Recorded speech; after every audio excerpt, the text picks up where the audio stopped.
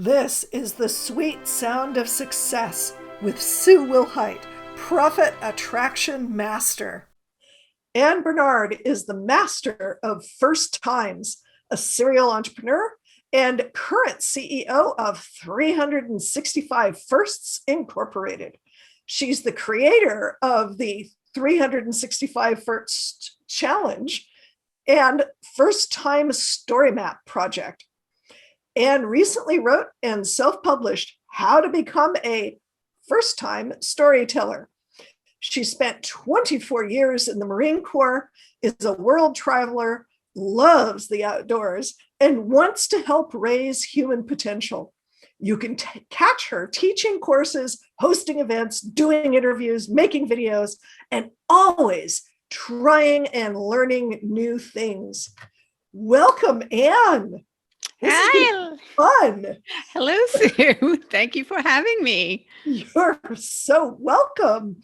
Now, I'll just say for my audience sake that we were chatting before the interview, and Anne has had multiple hero's journeys. So this is going to be so much fun because just like life, really, it's not linear.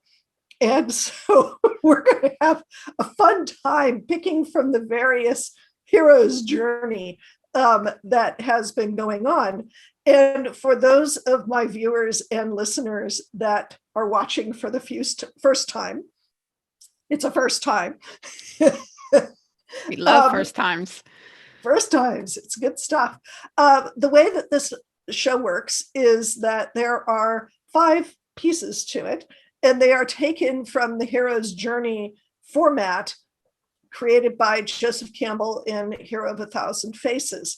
And the parts that we're going to extract out of Anne's story are the ordinary beginning. It still cracks me up. This is, I don't know, nearly 30 episodes in. I'm just going, oh my God, ordinary, right? The call to action, what launched you into the entrepreneurial journey? The big hairy monsters that you got to play with, and 2 things that I think are really important for entrepreneurs to know, understand, get experience in, allies, mentors, guides, folks that have helped, because nobody does this by themselves. It's just not possible to be an entrepreneur in a vacuum. It can't be done. I'll tell you that flat out. And the part that Joseph Campbell calls coming home, which is always interesting when the hero has answered the call to action, done the journey, played with the monsters, done the things, and comes back, and other people in the village, homestead, whatever, have not. And there's sometimes some fun interactions that go on with that. So, Anne Bernard, what was your ordinary beginning? I love how you pointed out that's an oxymoron, right? Right. Is there such a thing as an ordinary beginning? And I would definitely say no. But my life began. I was born in Edmonton, Canada, but I was still a young baby when my parents moved to St. George. Actually, it was St. Côme, Quebec. But so Uh-huh. I it started out in Canada. French was my first language, and Ah oui, merci. oui, très bon. And I'd say that my ordinary beginning to the entrepreneurial lifestyle comes from the fact that my folks, my dad and stepmom were definitely entrepreneurial and business wise. So as a Nice. kid, I worked in an arcade. So they own an arcade. So I worked in an Wow. arcade. I also found myself, they own multiple restaurants. So in Quebec, they're called casse-croûte. So they're like small restaurants, local, like Quebecois food, the poutine, all the good stuff you hear about, very yummy, delicious food. So I'm 7, 8 years old and I'm waitressing. And my uncle and my stepmom also own a corn on the cob and a restaurant and like different booths at this Western festival. Okay, wait, Ann, stop. So as a child, you grew up with amazing food and video games. Yes. Working though. So I got a very but strong work ethics very young. Amazing food and video games were your life to begin with. I'm sorry, that's not ordinary. That is a lot of kids' dream life. Well, yeah, I suppose. I mean, but for me, it was, I love, one, it was already in my nature, I believe, but two, definitely that environment raised it to the surface was I love work. I love hard work. And actually, now that we're having this conversation, I'm reliving this, rethinking this. I had better people skills, better sales skills Right. as a kid that I do now. I need to tap back into, what that was like as a kid. But I remember my uncle, he'd load up the sodas and he'd go through the stands, to sell the soda, and I would tag along and, handle the money and all of that, and kind of be the runner for the sodas, and you're just watching him. He wasn't afraid, and he's calling out who wants what, and he's interacting with everyone, and I absorbed that, and so that my childhood, that was a huge part of it. But then at the start of my 6th grade year, we moved to Massachusetts, and then everything changed, and that aspect of my life slowly died and went away. And then it became ordinary. It became, I went to school, did sports, did chores at home, but all of the time with my cousins and the working and the staying up late and the meeting all these people, that all went away and it became ordinary, and I hated it, and I was pretty miserable in it.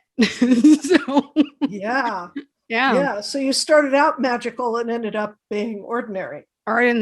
And like I said, and then that actually changed the relationship between me and my stepmom, and it really, not only did it become ordinary, it also went to a place of kind of misery because things changed for her drastically. Not be able to speak the language and not having her family around and not being engaged in all of those things. And so many changes came to everyone that it didn't have a positive effect. And that led me to, I left home 2 months after my high school graduation, joined the Marine Corps, and I just wanted to get away because I wanted to go back to living a life of adventure, of, excitement. That's the Marine Corps' advertisement. It worked. For sure. Yeah, so I would say that was my beginning. Wow. So what was the call to action for you to or go back into the entrepreneurial world? I can't say take the entrepreneurial leap because you kind of grew up in it. Around it, yeah. So what shifted? It came, so I joined the Marine Corps at 17, turned 18 in boot camp, and started my career. I got stationed in 29 Palms. And while I was in 29 Palms, I always knew I wanted to be an officer. So I'm in 29 Palms. I got my associate's degree. I got picked up for the meritorious commissioning program. I got to the rank of sergeant, drove across country, got selected for, like I said, the meritorious commissioning program. So now I'm at OCS, became an officer, and I progressed in my career as an officer. So I was at the 10-year mark, and I got called by name to go fill a certain billet that was making me miserable. And there's a saying in the Marine Corps: if it's not fun anymore, it's time to get out. Right. and it was not fun anymore. And I was literally feeling sick driving to base because I didn't want to go. I just did not Yes. like what I was doing. And I actually I dropped my resignation papers because they wouldn't send me to Iraq. So that actually led them to send me to Iraq. But at that point, I had made my decision. It's time to get out. Right. It's Right. time. And the only thing I would get out for was to go back because I had never forgotten, that entrepreneurial spirit. It lived in me. It was part of who I am. And so, I left active duty to pursue being an entrepreneur. And it took me a while to figure out what that would be. So a friend of mine, and this is in 2005, so late 2005, a friend of mine first found out about life coaching. And she knew I was struggling. Like I knew it was time to get out, but I didn't know what I wanted to do. And she introduced me to life coaching. And I was like, that sounds perfect. Right. And, by that time, I had been platoon commander. I led many Marines. I had fought many battles in the Marine Corps successfully. I had faced my demons. I'm sure we'll get to talking about those. Mhm. And, I felt like I had accomplished a lot and that I was ready to conquer the world, and being an entrepreneur was going to be, easy as pie. Right. Why was I Yes, wrong? of course. Yeah. So, took a life coaching course, like I jump everything that I do, I jump in 100%. Nothing holds me back, and I do it. But I quickly realized life coaching might not be for me because I move very quick. I don't let anything hold myself back, and Right. I can't stand excuses. And I'm Right. I'm trying to deal with these clients and they're giving me all kinds of excuses, and I'm like, yeah, I don't have time for that. So, and then I realized I really like business. So I transferred over to business coaching. And I remember I was coaching this one lady and her husband, business coaching, and her husband was in business. And he comes up to me and he says, you're coaching my wife as if you were a 65-year-old man who's been doing business all his life. And I was like, is that a compliment or is that an insult? Like, I don't Right. I'm not, I'm What do not, you mean by I that? think he did mean it as a compliment, as in like your knowledge, your understanding of Right. business, Right. And but then I realized as a business coach, hey, I'm running other people's businesses for them, and I'm not getting paid anywhere near Right. what I Right. should for that. Right. Right. And so I went even further then into the coaching. I'm like, well, let me start a coaching agency. So now we're early 2006. And I'm digging more into that because I'm meeting all these great coaches, but they're not good at the business aspect. Ironically, 2021, many, many years later, still a problem in the coaching industry. Yeah. So yeah. So I started a coaching agency, and I was always all about automating things. So Mhm. I'm jumping online, website, and I want to create this portal that connects clients and coaches that automates everything. So I Right. partnered up with this one guy to start developing the portal, and I scoped the whole thing out. And I hire a PR person, start putting programs together, start hiring, bring coaches on board. And things just aren't, they're just not picking up though. I'm getting all this great media coverage. And then all of a sudden, the guy who's doing the development wants to have a relationship, even though he was married. And I was like, yeah, no, that's not going to happen. So then he turns around and tells me I owe him $40,000 for what he's already created. And I paid all this money for PR and I got all the media, but that never made the phone ring. And so it's like it's just not happening. And all of Wow. that kind of just shut me down. And that was the first business came to an end. Wow. That's a Yeah. big hairy monster. Yeah. But I That had fangs and claws. it did, but it was just but I have to tell you, a week later, I came up with a tech startup, and I completely jumped in right back into it 100%. And for about a year, I brought a team of developers together. We actually, created the platform, and I started pitching to investors. And I'm a go getter. Like, I mean, Yeah. I pursue everything 100%. And kind of the same thing. I have this vision. I'm putting it in place. It's coming together, but it's not like breaking the Mhm. it's not I'm not getting that break that I Right. need to get Right. to the next level. So Right. I should have moved to Silicon Valley. I should have done a lot of things that I didn't do. You don't know what you don't know. Right. And you touched on this, and one of the things that I would pray on, that I was looking for, was a mentor, someone to like help me out, right? Because I was doing everything kind of, read, apply, learn. No one was mentoring me. Some of the folks that had come into my life as mentor all had like agendas that didn't Mhm. actually align with what I was trying to do. So it was like, no, I can't live your life for you. Like, Right. you're supposed to help me live my life. Right. you know. Um, so it got very hairy, because I was, everything that I did, that I gave my all to, nothing was yielding results. Nothing was getting positive outcome.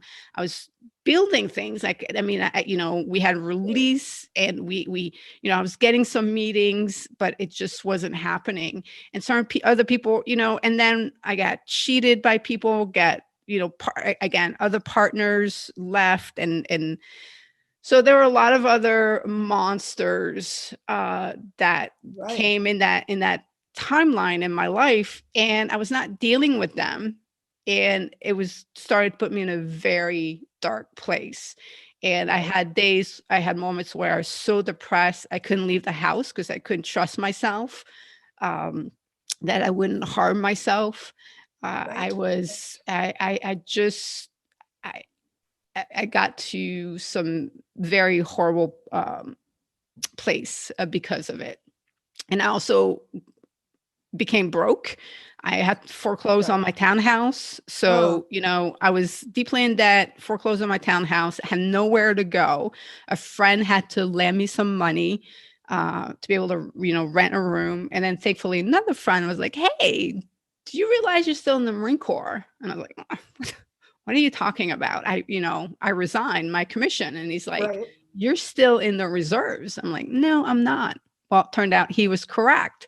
So that's the first time I found myself back in uniform, Wow. was at that time. Yeah. Wow. Okay. At least it was something, Yeah. you I mean, know? I don't know. Yeah. If I didn't have that, who knows, where I would have ended up. I mean, sure, of course, Right. I would have found another job or something, but it was spiraling down, but Right. I had actually not hit rock bottom yet. Believe it Oh, or oh not. dear.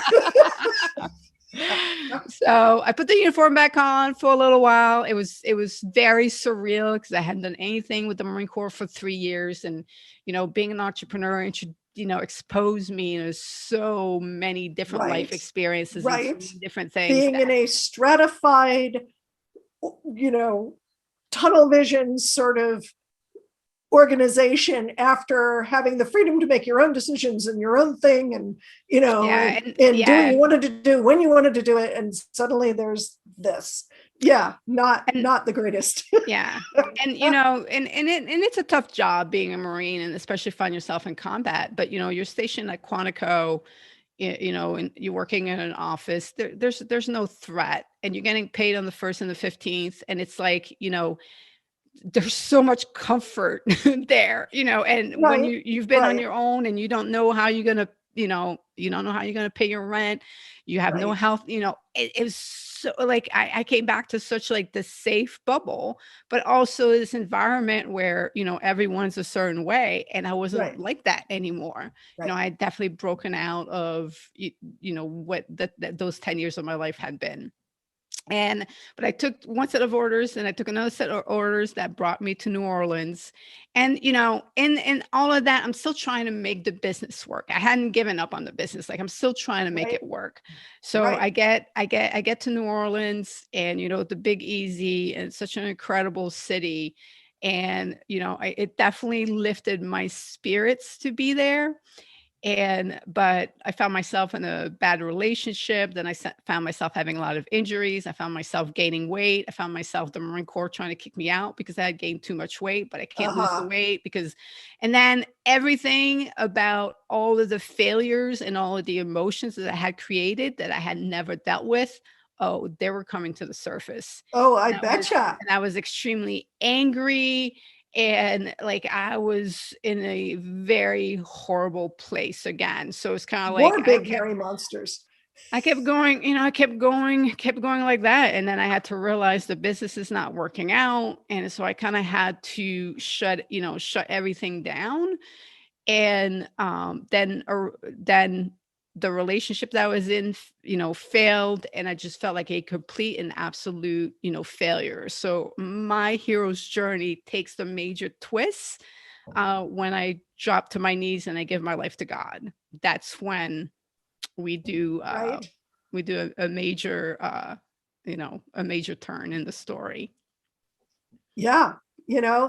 That's I have heard that so many times, and I've had um mine was a little different and I won't go into it now, um but yeah, getting to that place of surrender Yeah, like and I and going on from there.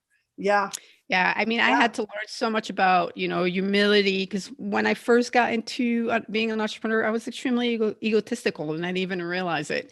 And I really thought I could do it on my own until I realized I couldn't do it on my own, but then I couldn't find the help. And then was I even ready to receive help? Right. It Right. was just like, and one of the things that, God asked of me was, to hand everything over to him. So to give up my identity as an entrepreneur. And that took me 2 years.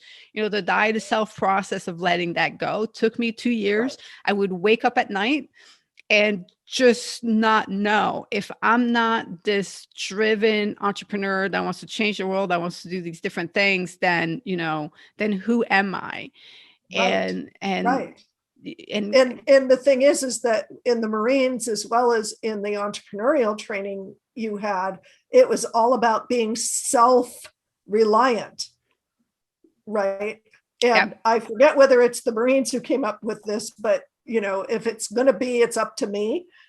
No, it's not a saying that we have, but Okay, but it's very much, yeah, and make it happen. especially, No as a excuses. leader, you always take Right. responsibility. The Right. buck stops with Right. you. Right. And so, that's absolutely the mindset that I had, that's how you should be as a leader. But, you know, there was Yeah. no humility or wisdom to it. Right. So, Right. Exactly. yes, as a leader, you're responsible for everything, but you can seek out help and assistance even from your subordinates, right? So, Right. and Right. and having that relationship with them. So I was, I needed to grow up a Right. lot. I needed to, Right. I had accomplished a lot as a Marine. I had failed at everything as an entrepreneur, and I didn't know how to make sense of that. And I found myself stationed in Germany. And, a few things, like something that's always been important to me, my heart's desire is to travel, is to see the world. Mhm. So I find Mhm. myself stationed in Germany, and I'm traveling, and I'm going to these new places, and I'm trying new things. And my entire relationship with life changed. And instead of like having to be in pursuit of things, uh, it became more about experiencing what life has to offer, realizing Yes. that, you grow, you change as life is unfolding, and you can be very active in that process with life. Yes. So for 10 years, I was really not having anything to do with being an entrepreneur. It was I was living. I was very busy Yes. living. Yes. And I was in a much better position to handle, the challenges and the hardship that were coming at me. So now we fast forward to 2019, and I'm back in uniform. And now being back in uniform is going south. Like Mhm. I feel like I no longer belong there, because the Right. entrepreneurial me is like, she's coming back out. Like there's a better way to do things, Yeah. and you can't, you see things differently as an entrepreneur. Yes. And I prayed on it, and God was like, okay, it's time to reclaim the title entrepreneur. So for me, that was a big thing. Like I was reclaiming the title and what it meant. And I wanted to go into it both eyes wide open, and remembering what it was like before, not making the same mistakes again, and re-engaging. And the one thing that you ask yourself, like, what's unique about me? What do I have to deliver to the world? And it was the fact that I really had learned how to live, and I did that through the journey of first time in your experiences. So I created the 365 first challenge. That's kind of like how that came about. That's great. That is such a cool way of allowing people to experience life, and experience life. When I say it, it sounds so dull. Um, but but if you're doing everything for the first time, your brain is lighting up in ways and creating new connections and doing things that if you're doing the same thing over and over again, not only is that, a recipe for insanity, uh, but, Yeah. You, but your I brain is getting dull. Yeah, exactly. The benefits of action-based self-development through first time in your experiences are tremendous. And what you're talking about is neuroplasticity, rewiring your brain. You improve your cognitive abilities, which has everything to do with your ability to learn, your ability to recognize patterns, your ability to memorize, remember things. You Right. step out of your comfort zone, so you develop your confidence. You learn to become more open-minded and more curious. If I could give one thing to everyone that I meet and know, it's the gift of curiosity, to just be Right. curious about everything, and just explore things, so that you kind of, it's not about that you're never satisfied with what you know. You're just always looking for more, and it gives you all this joy and pleasure, and you understand how to release your different brain chemicals, whether it's dopamine or serotonin, in order to support what you want to do. And so it's about, embarking on that journey and understanding yourself. It completely helps you raise your self-awareness. And by the way, it's a lot of fun. So that was, Yeah. you remember, Yeah. I got out of the Marine Corps because it wasn't fun anymore. Like having fun, I realized that's one of my values. I like to have fun. I've struggled a lot in my life, and I've grown a lot because of my struggles, but I hate struggling. And I realize Right. everyone hates struggling, but for me, it's like, why can't I learn through having fun? Really, why Right. does it have to be, if I'm actively pursuing my development, why can't it be fun? And when we Right. do new things and have new experiences, it is fun because you're releasing brain chemicals that you really enjoy. So, and it's not because it's my, and for me, like I want to take a survival course. Like I want to do the stuff that's grueling because I find that fun. So might be a little sick in my head, but that's a version of fun for me. Right. Right. Versus there are other things that I completely detest doing that for some people they might find, like paperwork. Like I would love to find a person that loves to do paperwork. Right. But Yes. If you those find people one, I'll exist. share. Those people, you know what? Those people exist, right? They do. Who love doing paperwork, and they get their kicks and satisfaction out of that. So it's like, you can learn to align yourself. And one of the things, so as a kid, I got locked in the bathroom, and one of my worst fears, which was a spider. Oh dear. And yeah, and I get the message, which brought me peace and the understanding at 9 years old that you can be trapped by your fears or you can be freed by facing them. So literally, I Yes. had to kill the spider, I had to face the spider to be freed. So at 9, I knew that I needed to not only face my fears, but eventually I started chasing my fears. And Right. that led me to become rather fearless because whenever I was afraid of something, bam, I did it. And then I would go after things to discover if I was afraid of them.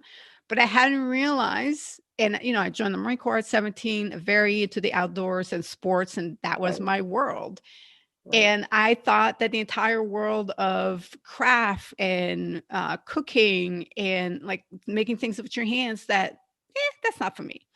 But my journey for 7-year experiences exposed me to that because it's like, why do I think that I can't do those things or those things aren't for me? Like, let me go explore this world. Right.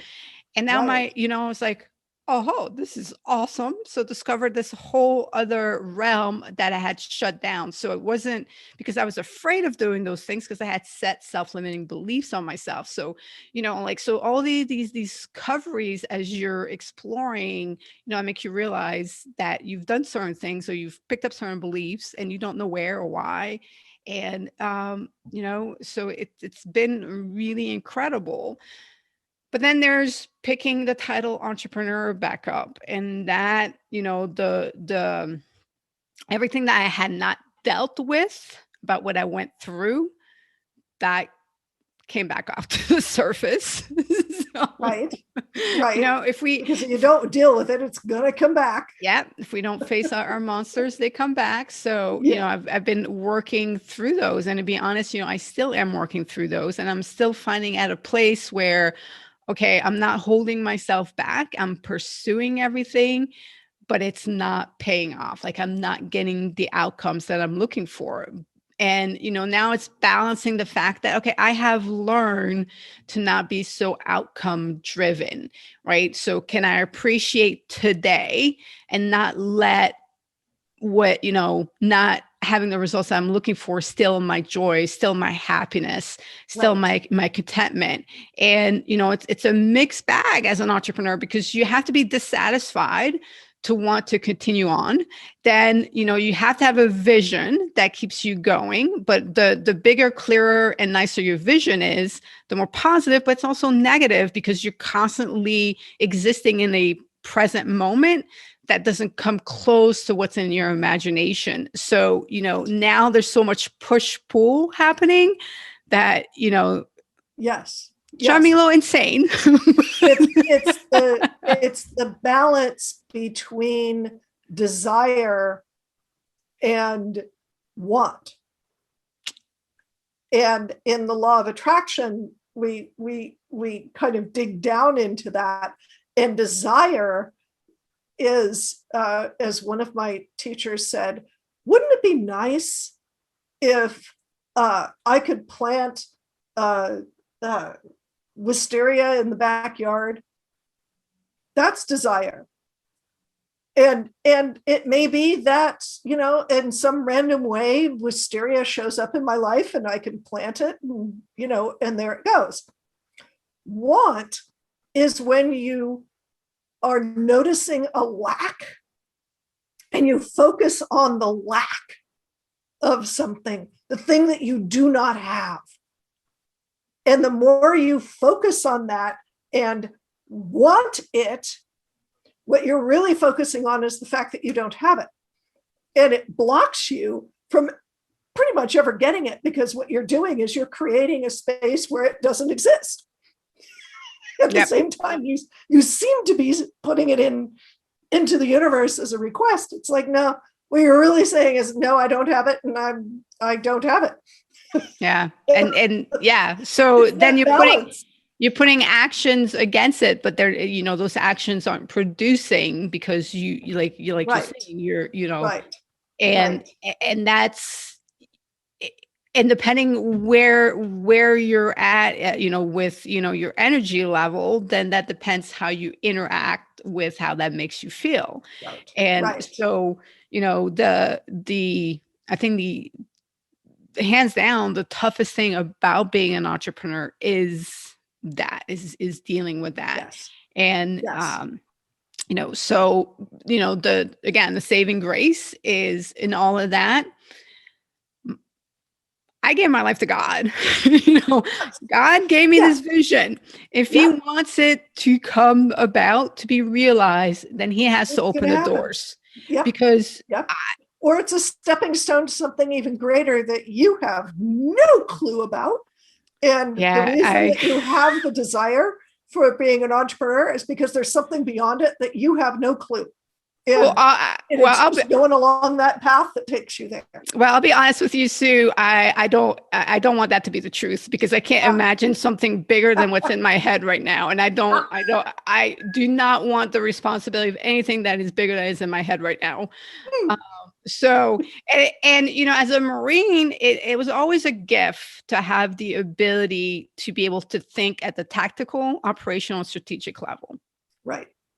And as an entrepreneur, it is also a gift, but again, it's a curse, because for me, it is all outline.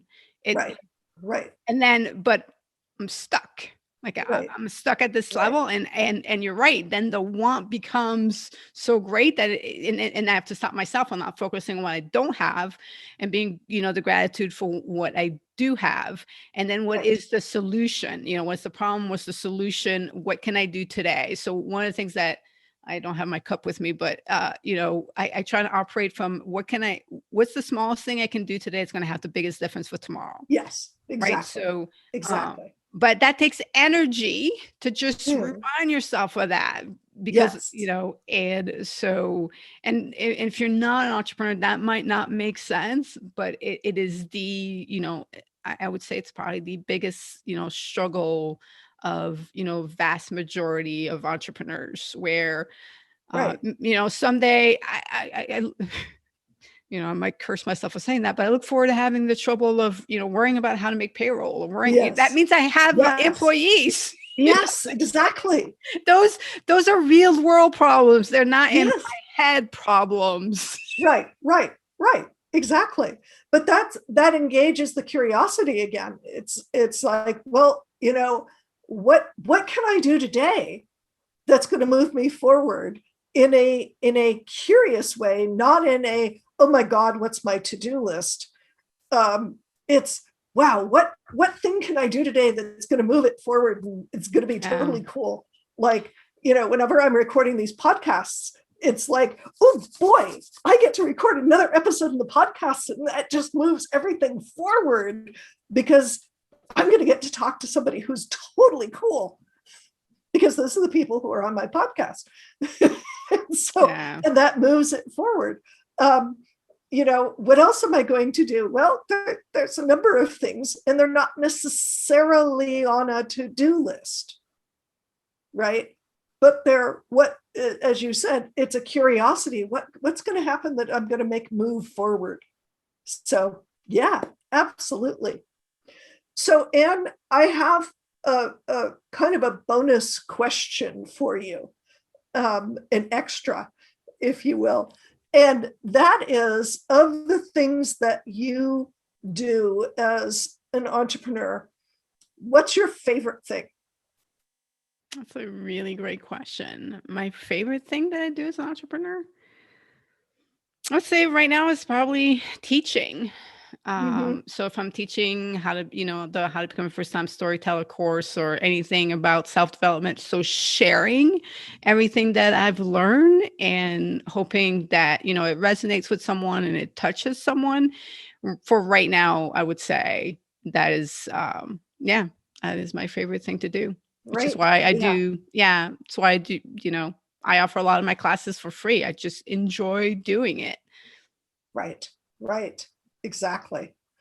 So how would people get a hold of you? Because your story is incredibly inspiring, and I'm sure there's a bunch of people who are going to go, yes, I want to do that. Thank you. Yeah. So probably the platforms I hang out on the most are YouTube, Instagram, and LinkedIn. So depending on who you are and where you're more comfortable with, you can look up Anne Bernard on LinkedIn and Instagram. And then even on YouTube, because it's or the Master of First Times on those platforms, and you'll find me. So I pretty much run accounts for myself, the 365 First Challenge, and First Time Storytelling on those platforms. Great. Wonderful. Your story is just so inspiring and so true to the entrepreneurial journey, because this is what it's all about. So thank you so much for being on the show, and thank my viewers and listeners for hanging out with the sweet sound of success. Thank you very much for having me, Sue. You're welcome.